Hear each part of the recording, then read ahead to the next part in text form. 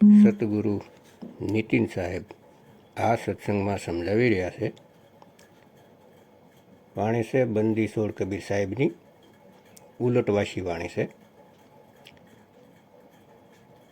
શબદ તેરી પરખ કોઈ ન કરી, દુલ્હન કે સિર મોર બિરાજે, દુલ્હા કે સિર સુનરી.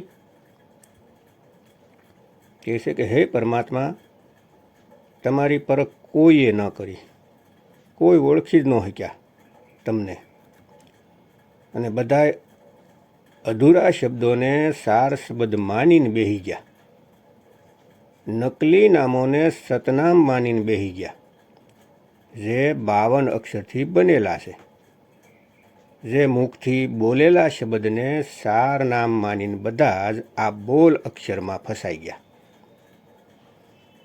કોઈ વિરલા હંસ જ ઓળખી શક્યા એ સાર શબ્દને, જે બોલવાથી પરે છે, જે કહેવા લખવા વાંચવાથી પરે છે. તે શબ્દને કોઈ નથી જાણી શક્યા. જેટલા પણ મતમંતાંતર છે તે બધા જ 52 અક્ષરોથી જીવોને મુક્તિ આપવાની વાત કરે છે. જે 52 અક્ષરને ચૈતન્ય આત્માએ પ્રગટ કર્યા છે, ચૈતન્ય આત્માએ ઉત્પન્ન કર્યા છે. જેને ખુદ ઉત્પન્ન કરે છે તેની સાથે આશ લગાવે છે મુક્તિની. તો આ સમજવાનું છે ભક્તો, જે વસ્તુ ઉત્પન્ન થઈ રહી છે તે સાર નથી હોતી, કેમ કે સાર ક્યારેય ઉત્પન્ન નથી થતું અને નથી તેનો અંત થતો. તે સદાને માટે છે. જે પણ શબ્દ મુખથી ઉત્પન્ન કર્યા છે તે સાર નામ નથી હોતું. આ વાતને બરાબર સમજી લ્યો. અને જે લોકો કહે કે સાર નામ બોલી શકાય છે, વાંચી શકાય છે, તો તે મંદબુદ્ધિજીવોને હજી ખૂબ સત્સંગની જરૂર છે. તેને ગુરુના શરણમાં બેહવાની જરૂર છે. ત્યારે તે સમજી શકશે કે તે અબોલ છે, બોલી નથી શકાતું. તેને કાન દ્વારા સાંભળી નથી શકાતું અને કલમ શાહીથી લખી નથી શકતા. અરે કાગજ કલમ કલેશ રામ રંગ હોરી હો, वो आखर यामे नाही राम रंग होरी हो. જે કોઈ માણસ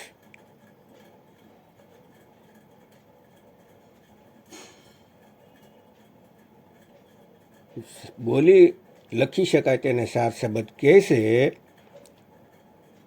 તો તેની બુદ્ધિમાં એ જ્ઞાન નથી સમાતું જે બંદીછોડ કબીર સાહેબ દેવા આવે છે.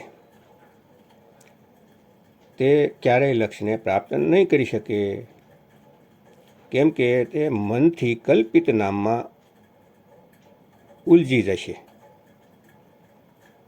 કેમ કે મન બધી વસ્તુની નકલ કરી શકે છે. જે પણ તમે કલ્પના કરો એ બધું જો તમે કલ્પના કરી લીધી કે સાર નામ આ શબ્દની જેમ થઈ રહ્યો છે, જેમ કે આ, તો આ મન તમને આવો જ અવાજ સંભળાવી દેશે અને તમે એને સાર શબ્દ માનીને ભ્રમિત થઈ જાઓ. ભક્તો, તે નામ કલ્પનાઓથી પરે છે. તે મન બુદ્ધિ ઇન્દ્રિયોથી પરે છે. તેને બોલી અને સાંભળી નથી જાણી શકાતું. એ તો ફક્ત અનુભવનો વિષય છે. અનુભવ થયા વગર તેને કોઈ નથી જાણી શકતા. ભલે ને બહુ મોટા જ્ઞાની હોય તો પણ જ્યાં સુધી સાધના દ્વારા અનુભવ ન થાય ત્યાં સુધી તેને મેળવી નથી શકતા. પણ ફક્ત ને ફક્ત કલ્પનામાં જ રહેશે અને અંત સમયમાં 84માં ચાલ્યા જશે. સાર શબ્દ અખંડ નામ છે, અખંડ. તેના ક્યારેય ટુકડા નથી થઈ શકતા. અને જે લોકો ઓહમ સોહમ સોહંગ આવા નામને સાર નામ માનીને બેઠા છે, એનું તો શું થાય, શું કહું? તમારી સામે જ તો તૂટેલા દેખાય છે. 100 અડધું નામ 100 ઉપર, અડધું નામ નીચે, તો પહેલેથી તૂટી ગયું. તો આ અખંડ નામ ક્યાંથી થયું? ભક્તો, કોઈ વિવેક નથી લગાવતું. જેવું ગુરુ ચલાવે છે એવું જ આંખ્યું વીસીને ગાર્ડનની જેમ બધા એની પાછળ લાગેલા છે. છેલ્લા ગુરુ પણ માયાની જાળમાં ફસાયેલા છે, પરંતુ કોઈ નથી સમજી શકતા.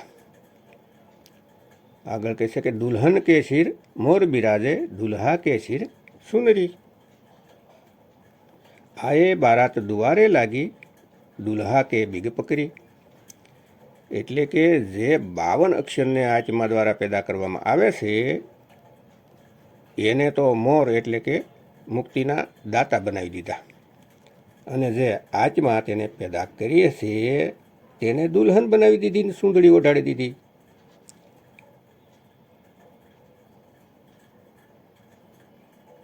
હવે તે આત્મા 52 અક્ષરને અરદાસ કરે છે કે હે 52 અક્ષરો, મને મુક્ત કરી દો.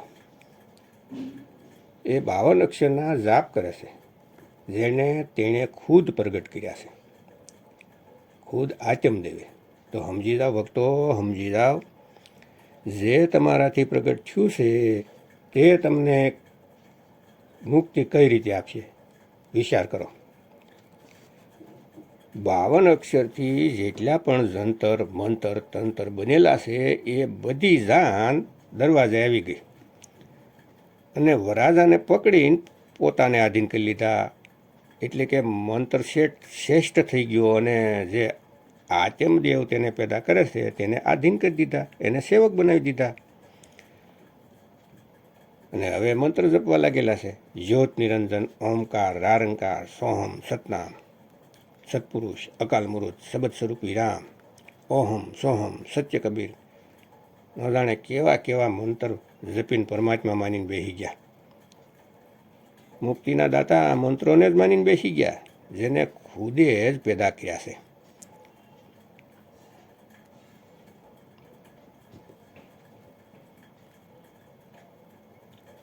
જે 52 અક્ષર છે.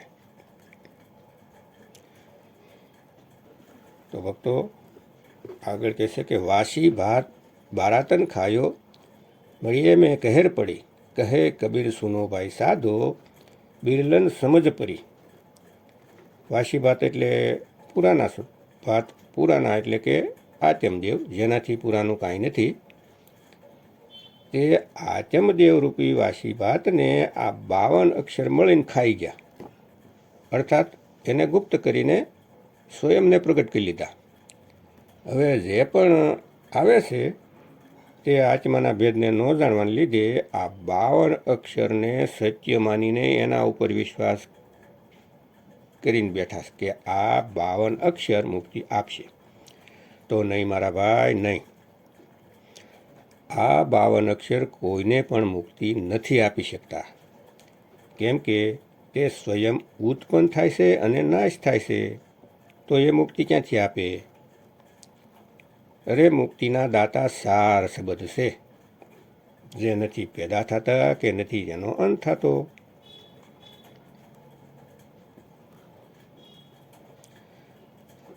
અને ખૂબ દુઃખ સાથે કહેવું પડે છે કે કેટલાક લોકો ગળામાંથી નીકળતા આ અક્ષરને સાર નામ માનીને બેઠા છે. એવા જીવો ઉપર દયા આવે છે, કેમ કે સદગુરુના સાનિધ્યમાં હોવા છતાં પણ પોતાના છંછળ મનને જીતી ન શક્યા, પોતાના મનની કલ્પનાથી બહાર ન નીકળી શક્યા, અને તે અક્ષરને આદિ માનીને બેસી ગયા, જે પેદા થાય છે અને નાશ પણ થાય છે. તો એવા લોકોનું કલ્યાણ ક્યારેય નથી થઈ શકતું.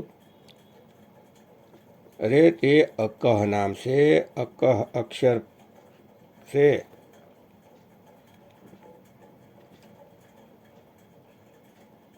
તે કહે અક્ષર નથી ભક્તો, તે કોઈ કહી નથી શકતું. તે મુખથી નથી નીકળતું કે કોઈ ગળામાંથી આ કરીને બોલી દે. એ કાંઈ ગળામાં ફસાયેલા નથી. એ આ 3 લોકથી ન્યારા નામ છે, અખંડ નામ છે, અખંડ ધૂન છે. જ્યાં સુધી તેની સાધના નહીં કરો ત્યાં સુધી કોઈ મુક્ત નથી થતા, કોઈ નહીં. મોટી બુદ્ધિના પોતે તો જ્ઞાન સમજી નથી શક્યા અને બીજાને પણ ભ્રમિત કરવામાં લાગેલા છે. તો ભક્તો ફસાવાવાળા બેઠા છે. કેમ કે કાળદૂત કબીર સાહેબના પંથમાં પણ બેઠા હોય છે. તો તેને સમજવું પડશે કે કોણ ફસાવાવાળા છે અને કોણ બહાર કાઢવાવાળા છે. જેવી રીતે કમાલ સ્વયં કબીર સાહેબનો બાલકા કબીર પંથમાં જ કાળદૂતનો રોલ કરીને ચાલ્યો ગયો. જેવી રીતે ધર્મદાસનો પોતાનો છોકરો નારાયણદાસ જે સ્વયં કાળદૂત હતો, એવી રીતે અમારા પંથમાં ઘણાય કાળદૂત બેઠા છે. તો તેનીથી હંમેશા સાવધાન રહો અને સત્સંગ સાંભળીને વિવેકી બની જાઓ કે કોઈ પણ ભ્રમિત ન કરી શકે. ત્યારે તમને મુક્તિના દ્વાર મળશે. નહીંતર આ પંથમાં આવીને પણ ભ્રમિત જ રહેશો. ફક્ત ને ફક્ત ગુરુની વાત પર વિશ્વાસ રાખો. કેમ કે આપણા જીવનો સવાલ છે, આપણી મુક્તિનો સવાલ છે ભક્તો. આ વાતને કોઈ વિલ્લા જ સમજી શકે છે. અન્યથા બધા જ આ 52 અક્ષરો અને આની જાળમાં ફસાઈ જાય છે. અરે મોટા મોટા પંથ નથી સમજી શક્યા એ અકારને, કે અકાર શું છે. ગીતામાં સ્પષ્ટ લખેલું છે કે હું જ અકાર છું અને હું જ કાળ છું. તો અકાર જ કાળ છે જે 52 અક્ષરને બનાવે છે. આ અકાર અક્ષર 52 અક્ષરને બનાવે છે. તે કાળ છે, આત્માનો અશુદ્ધ રૂપ, આત્માનો પડછાયો, આત્માનું પ્રતિબિંબ, આત્માની નકલ છે, તે અસલ નથી. એટલા માટે કહે છે કે જૈસે શ્વાન કાચ મંદિર મેં ભરમતે ભોક મર્યો. જેવી રીતે કૂતરો કાચના મંદિરમાં જઈને પોતાનું પ્રતિબિંબ જોઈને ભહીં ભહીને મરી જાય છે, એવી રીતે આત્માનું પ્રતિબિંબ આ અક્ષરને આત્મા માનીને જીવ ભ્રમિત થઈ જાય છે અને 84માં ચાલ્યા જાય છે. તો ખૂબ જ ઊંડો વિચાર કરો ભક્તો. અને આ જ બ્રહ્મ છે, આ જ કાળ છે, એનાથી જ તો બચવાનું છે અને પાર બ્રહ્મને પ્રાપ્તિ કરવાની છે. તો સદગુરુ નીતિન સાહેબના સત્સંગ સાંભળો. યુટ્યુબમાં કહત કબીર સુનોભાઈ સાધો ચેનલમાં ક્રમવાઇઝ સાંભળો, વારંવાર સાંભળો અને પોતાનો વિવેક જગાવો. આ અનમોલ મનુષ્ય જીવન મળ્યું છે, તેનો લાભ ઉઠાવો. કેમ કે આ મનુષ્ય જીવન ફક્ત ને ફક્ત મુક્તિ માટે મળે છે. બાકી બીજા બધા કામ તો સાઈડના કરવાના છે. પ્રથમ મેઇન ઉદ્દેશ્ય છે મુક્તિ. આ કાળની નગરીમાંથી છુટકારો મેળવવાનો. એટલા માટે પરમાત્મા મનુષ્ય શરીરનું બક્ષિસ કરે છે. અને આ તક ગુમાવી દેશો તો ફરી 84માં ચક્કર મારવા પડશે યુગો યુગો સુધી. તો અત્યારે સમય છે. સદગુરુ નીતિન સાહેબના સત્સંગ સાંભળી વિવેકી બનો અને પોતાનું લક્ષ્ય પ્રાપ્ત કરો.